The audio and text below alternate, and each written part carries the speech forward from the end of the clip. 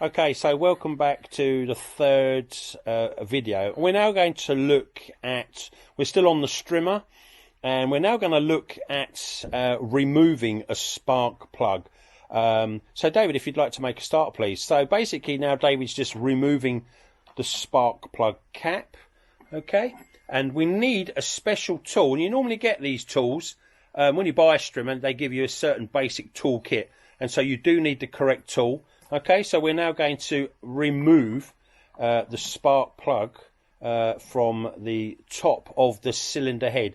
Now you have to be very careful when you take out a spark plug, because it has a thread, and in the top of the cylinder head it's also got a thread.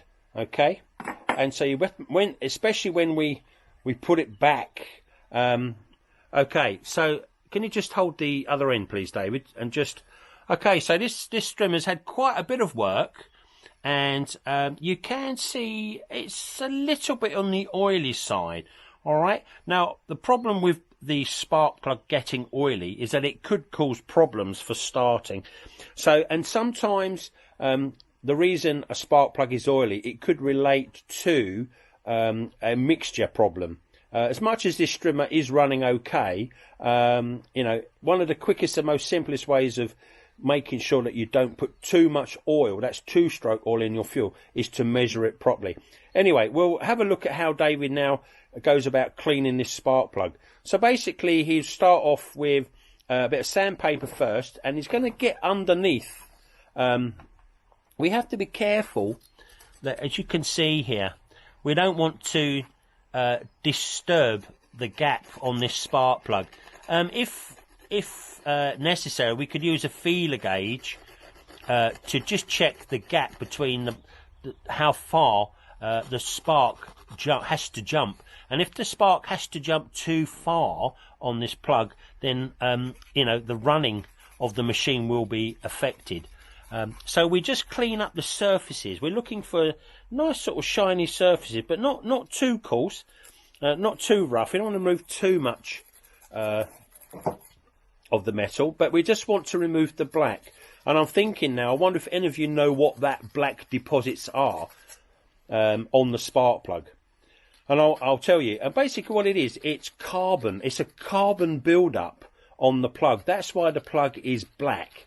And generally speaking, there are settings within a colour range as to perhaps how efficient a machine is working. And ideally, I would have been looking for a nice sort of crunchy, crispy brown colour on this plug, but it's a little bit on the black side, really. So that could be a fueling problem. It's been running a bit too much oil in the mix, but we do always measure our two-stroke oil out, so I'm not quite sure why.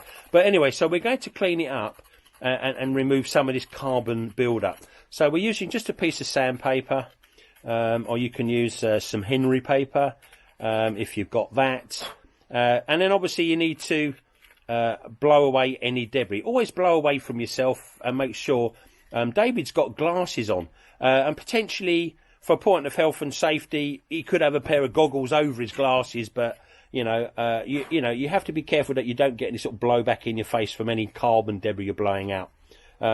Okay, so we're sort of just cleaning out the carbon, and when you've done, David, it's just a quick look in, and it's all, I can see already that it's actually looking a whole lot cleaner. You can see it's actually looking a lot cleaner. Okay, that's looking so much better. Okay, so we're going to use a wire brush now just to clean round the outside edges and clean up the thread. So again, it's just being gentle, just cleaning round, taking off any of the carbon deposits, and especially on the sort of top.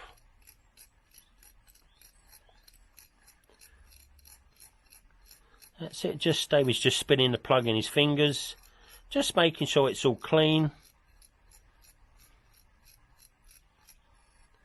Okay, so that's looking so much better now. And now David's going to use a piece of rag, and he'll just use the rag to just clean any of the loose debris off. That's it. And just give it a good clean all round.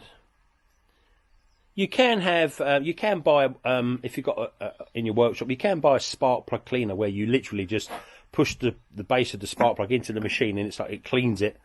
They're quite good actually. We'll have to invest in one of those these days, but this is the easiest way to do it. Okay, so that's ready to go back in now. So what's really important, let me just zoom in if I can, and we obviously can't really see that in there, but obviously you've got the cylinder head and David's just pointing it, and it's now really important. We're ready to reinsert the spark plug back into that thread, and it's really important that you make sure that you don't cross thread it. Okay, David, so if you'd like to just screw that back in. So it's a bit of a feel. You have to just sort of feel your way in, and you'll know it'll feel right or wrong quite quickly as to whether it's working. And so David's got this in quite quickly. It's quite nice. And do it up finger tight first as much as you can. So he's got the correct tools and equipment. So he's got the correct socket that allows access into that housing there. And he's actually just